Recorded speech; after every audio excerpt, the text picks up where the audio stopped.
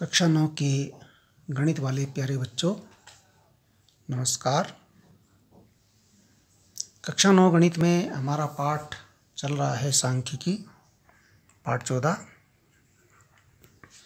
जिसमें कि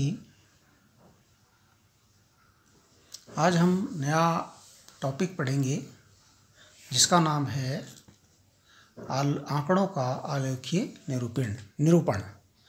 हमने आंकड़ों की अभी तक बारंबारता बंटन सारणी बनाना हमने सीख लिया है। वर्गीकृत बारंबारता बंटन सारणी और अवर्गीकृत बारंबारता बंटन सारणी दोनों प्रकार की हमने सीखी है। वर्गीकृत वो होती है, इसमें वर्ग अंतराल होता है, ठीक है ना। अब आलेखीय निरूपण यानी चित्र द्वारा हम कैसे कैसे निरूपित कर सकते हैं। वैसे आपने इसको कक्षा 7 और 8 दोनों में पढ़ा होगा कि आंकड़ों का प्रबंधन में कि आंकड़ों को हम किस प्रकार से उनका दंडालेख बनाते हैं, आयतचित्र बनाते हैं, बारंबारता बहुभुज बनाते हैं। देखिए, बारंबारता बहुभुज आपने अब तक नहीं बनाया होगा, लेकिन दंड आलेख और आयतचित्र आपने जरूर बनाया होगा। दंड आलेख हम आपको याददाश्त ताज़ा कर देते हैं वापस कि दंड आलेख कैसे बनाया जाता है।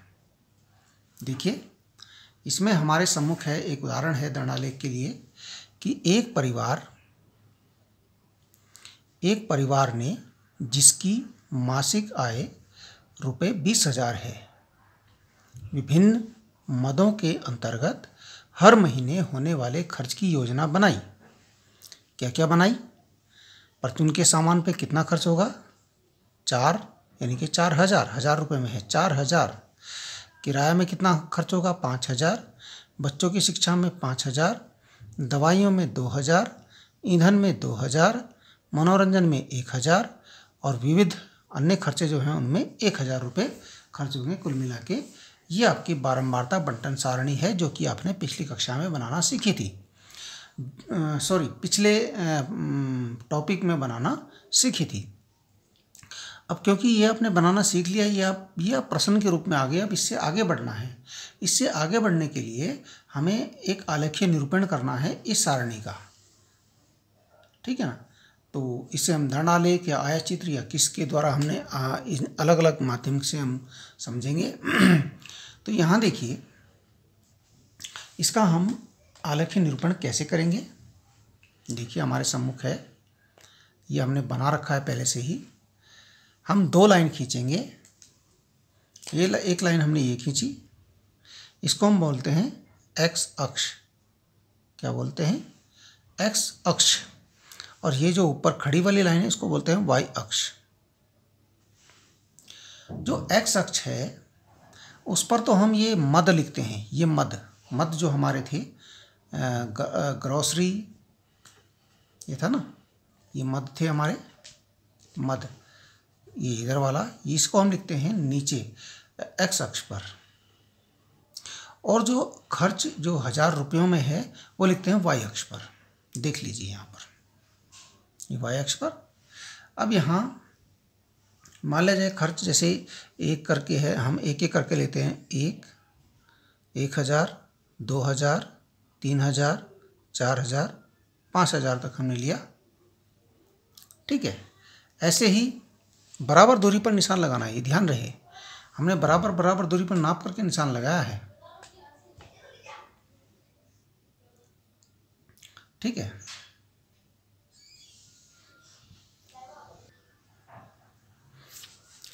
देखिए, अब यहाँ हमने बराबर दूरी पर, ये देखिए हमने यहाँ पर क्या किया, हमने ये 1.5 सेंटीमीटर पर पहला निशान लगाया, फिर 2 सेंटीमीटर पर, फिर 2 सेंटीमीटर पर, फिर 2 सेंटीमीटर, फिर 2 सेंटीमीटर, फिर 2 सेंटीमीटर, फिर 2 सेंटीमीटर, इस प्रकार से निशान लगाया हमने। इसका हम कारण बताएंगे अभी। देखिए, नीचे वाला निशान जो है पहले 1.5, फिर 2, फिर 2, फिर 2, फिर 2 सेंटीमीटर का हमने, ये देखिए स्केल आपको दिख रहा होगा, यहाँ चमक भी रहा है थोड़ा सा। अच्छा, यहाँ देखिए, मान लिया जाए हमने इसके ऊपर 1 रखा, निशान जहाँ हमने लगाया वहाँ पर हमने उसके सामने 1 रखा, तो हम इस तरफ भी आधा सेंटीमीटर, आधा यानी कि 5 मिलीमीटर, देखिए 1, 2, 3, 4, 5, ये 5 है, यहाँ पर हमने निशान लगा दिया। और दूसरी साइड भी 5 गिन करके उसमें भी निशान लगा दिया, ठीक है, लग गया निशान। अब देखिए, ये है पहला हमारा है ग्रोसरी। ग्रोसरी पर हमारा खर्चा कितना है? देखिए कितना लिखा है 4000।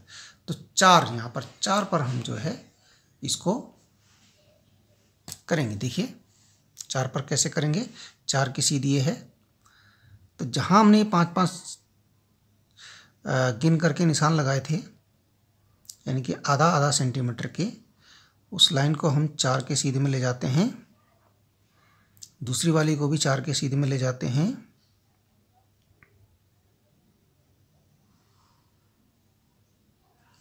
और ये हम ऊपर से मिला देते हैं। यह हमारा एक दंड बन गया जिसे हम कहेंगे ग्रॉसरी। इसी प्रकार किराया के लिए हम क्या करेंगे, या फिर हमने वही निशान रखा, ये जब मान लिया जाए हम 2 सेंटीमीटर, अगर दिक्कत है तो 5 पे रख दिया, कोई कितने भी सेंटीमीटर पे करना है, और यहाँ 3-3 का 5-5 का 1 2 3 4 5 ये किया हमने, 1 2 3 4 5 ये किया। अब देखिए यहाँ पर ये कितना है किराया का जो है कितना खर्चा है, 5000 है, तो 5 की सीध में ले जाएंगे इसको।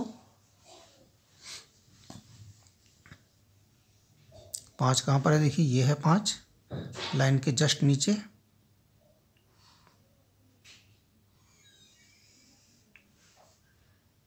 इसको भी ले जाएंगे, बिल्कुल सीधा रखने का प्रयास कीजिए। ये देखिए, ये आपकी याददाश्त कुछ ताज़ा हो गई होगी। अब देखिए हमने 1.5 और 2 सेंटीमीटर का निशान क्यों लगाया, देखिए यहाँ 1.5 था, हमने आधा सेंटीमीटर इधर लिया तो 1 बच गया यहाँ पर गैप। यहाँ 2 था इसमें और इसमें, तो आधा इधर से लिया आधा इधर से लिया, हो गया 1, बीच में बचा 1। कैलकुलेशन ऐसी बढ़ानी है कि बीच में भी 1 सेंटीमीटर का फर्क रहे और दंड भी 1 सेंटीमीटर मोटाई का हो।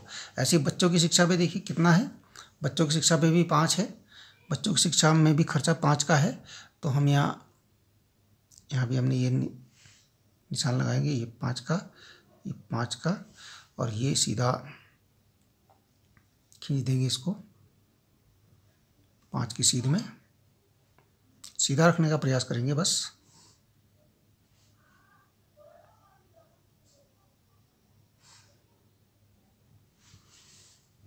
अगर आपको लग रहा है कि मैं सीधा नहीं कर रहा हूँ तो आप ज़रूर सीधा कीजिए। ये देखिए, ये आपका था किराया का, ये आपका था बच्चों की शिक्षा।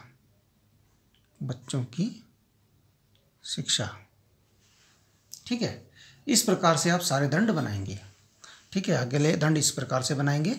हाँ, यहाँ एक पैमाना भी जरूर मानना पड़ेगा आपको। पहले पैमाना हमने क्या लिया था, एक्स अक्ष की 1 सेंटीमीटर बराबर 1000 रुपये, 1000 रुपये, 1 सेंटीमीटर बराबर 1000 रुपये। ठीक है, इस प्रकार से इस आलेख को आप पूरा करेंगे। पूरा करना है, विविध तक पूरा करना है। ठीक है, अब देखिए आयत चित्र के बारे में हम देखना है। आयत चित्र कैसे बनेगा, कब बनता है आयत चित्र। जो पिछला हमारा जो उदाहरण था उसमें जो वर्ग अंतराल नहीं था, तो आयत चित्र के लिए हमें वर्ग अंतराल होता है, वो भी सतत वर्ग अंतराल। सतत यानी कि लगातार, जहाँ एक खत्म हो वहीं से दूसरा शुरू हो। सतत वर्ग अंतराल का मतलब जहाँ एक शुरू हो वहीं से, जहाँ एक खत्म हो वहीं से दूसरा शुरू हो, बिल्कुल गैप ना हो। वर्ग अंतराल जैसे कि ये है, एक कक्षा के 36 विद्यार्थियों का भार किलोग्राम में बारंबारता बंटन सारणी में दिया गया है, इसे आलेख के रूप में निरूपित कीजिए।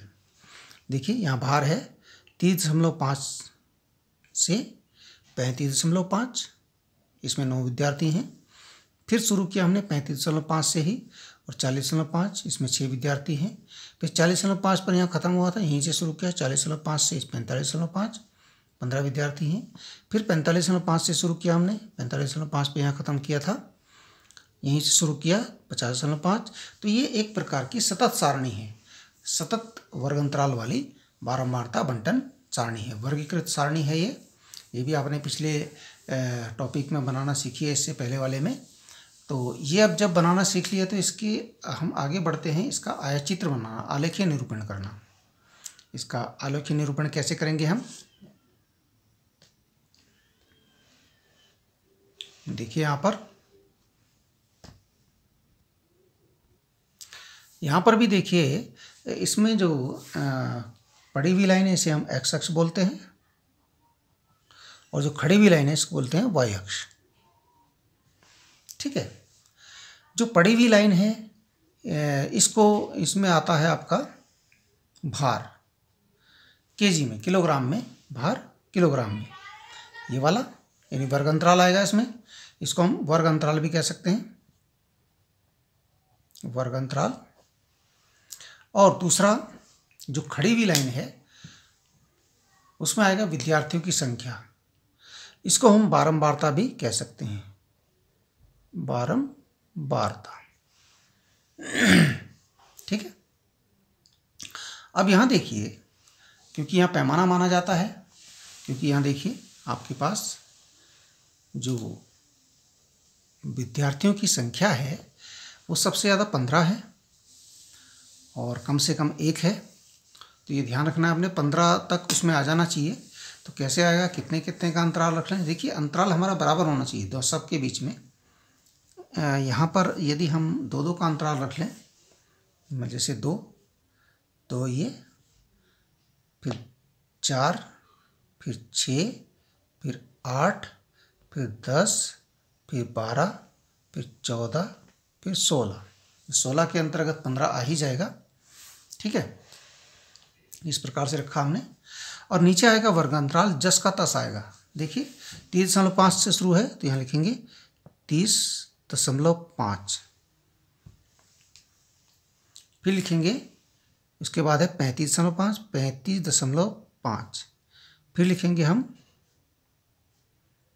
फिर हमारा है 40.5, 40.5, फिर हमारा है 45.5, 5 का अंतराल है इसमें, फिर लिखेंगे 50.5, फिर 55.5, फिर 60.5, फिर आपका देखिए ठीक हो रहा है 30, 35, 40, 45, 50, 55, 60। ठीक है ना, फिर चाहे 65.5 भी लिख सकते हैं इससे आगे, इसकी ज़रूरत पड़ी तो। अब देखिए यहाँ पर हमने 1-1 सेंटीमीटर की दूरी का निशान लगाए हैं सीधे सीधे, इसमें कोई ज़्यादा कैलकुलेट करने की ज़रूरत नहीं है, सीधे सीधे 1-1 सेंटीमीटर का निशान लगाया है। देखिए पहला जो 30.5 से 35.5 का अंतराल में क्या है, कितना है, 9। 9 कहाँ पर होगा, 9 होगा 8 और 10 के बीच में, मान लीजिए यहाँ पर होगा। बस यहाँ से एक लाइन खींचिए,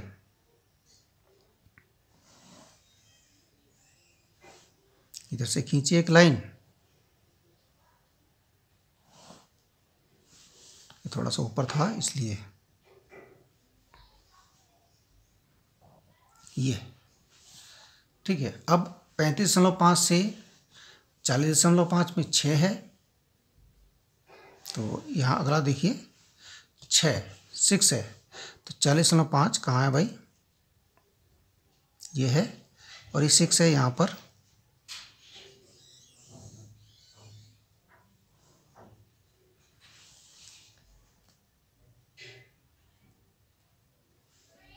तो ये भी एक प्रकार का दंडालेख है, लेकिन ये आपस में चिपके होते हैं, ये अलग अलग नहीं होते, बीच में गैप नहीं होता।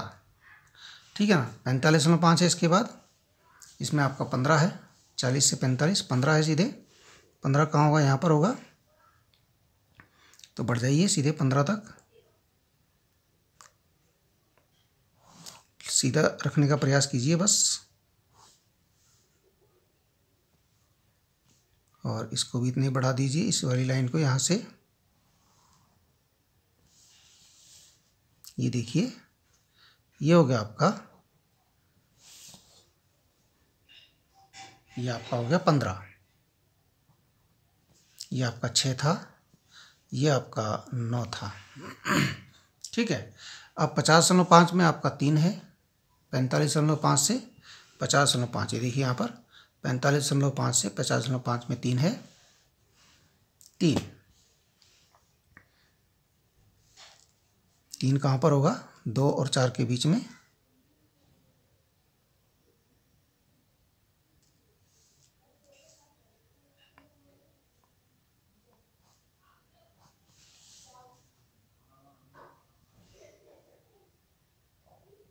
ये 3 हो गया।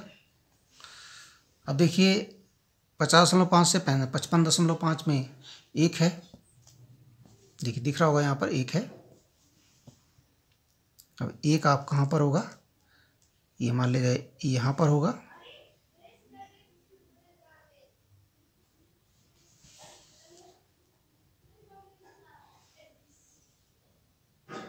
ये 1 हो गया। अब 50.5 से 60.5 में 2 है, 2 का सीध देखिए ये है।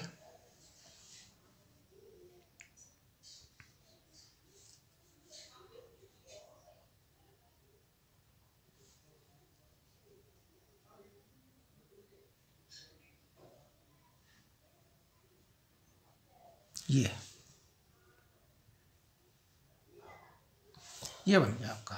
ये 1 है, ये 2 है। ठीक है, ये आपका बिल्कुल आया चित्र बन गया। पैमाना क्या माना आपने? पैमाना कितना है? 1 सेंटीमीटर बराबर विद्यार्थियों की संख्या यहाँ पर 2 विद्यार्थी।